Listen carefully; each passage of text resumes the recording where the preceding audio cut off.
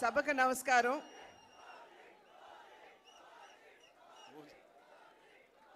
వేదిక మీద ఉన్నటువంటి కేంద్ర మంత్రివర్యులు పెద్దలు గజేంద్ర సింగ్ షెకావత్ గారికి, ఆంధ్ర రాష్ట్ర ముఖ్యమంత్రి వర్యులు పెద్దలు సోదరులు పవన్ కళ్యాణ్ గారికి, ఉప ముఖ్యమంత్రి పవన్ కళ్యాణ్ గారికి, అదేవిధంగా నా పార్లమెంట్ నియోజకవర్గంలో ఉన్నటువంటి 7 ఎమ్మెల్యేలు బుచ్చే చౌదరి గారు, ఆదిరెడ్డి వాసు గారు, మద్దిపాటి వెంకటరాజు గారు, ముప్పిడి వెంకటేశ్వరరావు గారు, బత్తిని బలరామకృష్ణ గారు, అదేవిధంగా వేదిక మీద ఉన్నటువంటి అధికారులకి, సోదరీమణులకి, వేదిక ముందున్నటువంటి సోదరీమణులందరికీ కూడా నా నమస్కారాలు నేను తెలియజేస్తున్నాను.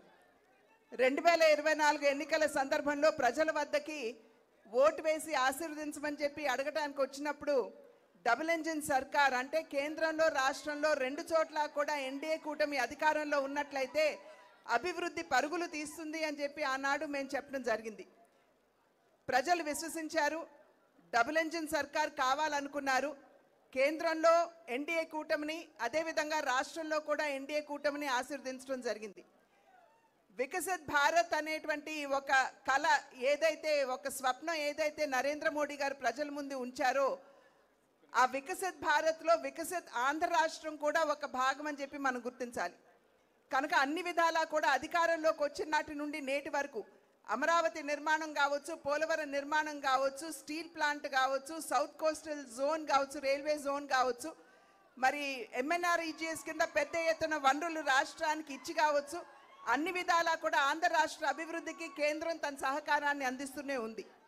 అయితే వికసిత్ ఆంధ్ర రాష్ట్రం మనకు కావాలంటే వికసిత్ జిల్లాలు కూడా కావాలి. అంటే వికసిత్ రాజమహేంద్రవరం కూడా ఖచ్చితంగా వికసిత్ ఆంధ్రలో భాగం అని చెప్పి మనం గుర్తించాలి. దానిలో భాగంగానే ఇవాళ అనేక పర్యాటక అభివృద్ధి కార్యక్రమాలు మనం శంకుస్థాపన చేసుకోవడం జరుగుతుంది. ప్రత్యేకించి హ్యావ్లాక్ బ్రిడ్జ్ 100 సంవత్సరాల నాటి బ్రిడ్జ్ నిరుపయోగంగా ఉన్నటువంటి సందర్భంలో దాని యొక్క చారిత్రాత్మక ప్రాధాన్యతను గుర్తించి ఇవాళ దాన్ని కూడా ఒక పర్యాటక క్షేత్రంగా దాన్ని అభివృద్ధి చేయడానికి కేంద్రం తన సహకారాన్ని అందిస్తుంది. అదేవిధంగా రివర్ ఫ్రంట్ దాన్ని కూడా అభివృద్ధి చేస్తున్నటువంటి సందర్భంలో నేను ఇప్పుడే అజయ్ జైన్ గారితో కూడా మాట్లాడాను. అక్కడ ఉన్నటువంటి విగ్రహాలని తొలగించకుండా ఏదైతే అభివృద్ధి చేస్తున్నామో ఆ అభివృద్ధిలోనే మిళితం చేయమని చెప్పి వారికి ఇప్పుడే అజయ్ జైన్ గారు కూడా నేను అభ్యర్థించడం జరిగింది. అదేవిధంగా హ్యావ్లాక్ బ్రిడ్జ్తో పాటుగా ఇవాళ పుష్కరాలకి సంబంధించి 2027వ సంవత్సరంలో ఏదైతే పుష్కరాలు మనం రాబోతుందో దాన్ని దృష్టిలో ఉంచుకునే ఇవాళ పుష్కర ఘాట్లో అఖండ గోదావరికి కూడా మనం శంకుస్థాపన చేసుకోవడం జరిగింది. కనుక అభివృద్ధి రాజమహేంద్రవరాన్ని ఇందాక సోదరులు దుర్గేష్ గారు మాట్లాడుతూ హెరిటేజ్ జిల్లాగా రాజమహేంద్రవరాన్ని గుర్తించాలి అని చెప్పి వారు అభ్యర్థించారు. ప్రజలందరికీ గుర్తుండే ఉంటుంది.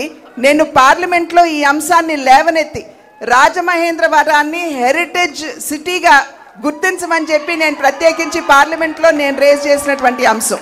కనుక ఖచ్చితంగా పెద్దలు గజేంద్ర సింగ్ షెకావత్ గారు ఇక్కడే ఉన్నారు. వారి సహకారంతో ఖచ్చితంగా దీనికోసం నా వంతు కృషి చేస్తాను అని చెప్పి తెలియజేస్తూ అన్ని విధాలా పర్యాటకంగా కావచ్చు, అదేవిధంగా రిలీజియస్గా కావచ్చు రాజమహేంద్రాన్ని అభివృద్ధి చేసుకునేటువంటి అవకాశం ఉన్నటువంటి సందర్భంలో ఆ దిశగా ఇప్పటికే ఆల్రెడీ అడుగులు వేస్తున్నాం. గౌతమి లైబ్రరీని కూడా దాన్ని అభివృద్ధి చేయడానికి నా వంతు కృషి నేను చేస్తున్నాను. కనుక ఖచ్చితంగా రాబోయే కాలంలో కూడా ఏదైతే ప్రజలు మా పట్ల విశ్వాసాన్ని కనబరిచారో దాన్ని నిలుపుకుంటూ రాజమహేంద్ర అభివృద్ధికి ఖచ్చితంగా నా వంతు సహకారాన్ని అందిస్తాను అని చెప్పి తెలియజేసుకుంటూ పెద్దలు గజేంద్ర సింగ్ షెకావత్ గారికి, ఉప ముఖ్యమంత్రి సోదరులు పవన్ కళ్యాణ్ గారికి, ఇక్కడికి వచ్చినటువంటి ఎమ్మెల్యేలందరికీ పేరు పేరున నా ధన్యవాదాలు తెలియజేసుకుంటూ సెలవు తీసుకున్నాను. జై హింద్. ఇప్పుడు ఇన్ఛార్జ్ మినిస్టర్ నిమ్మల రామానాయుడు గారిని ఒక్క నిమిషం శుభాకాంక్షలు చెప్పాల్సిందిగా కోరుతున్నాను. గౌరవ కేంద్ర మంత్రివర్యులు షెకావత్ గారికి, గౌరవ ఉప ముఖ్యమంత్రి వర్యులు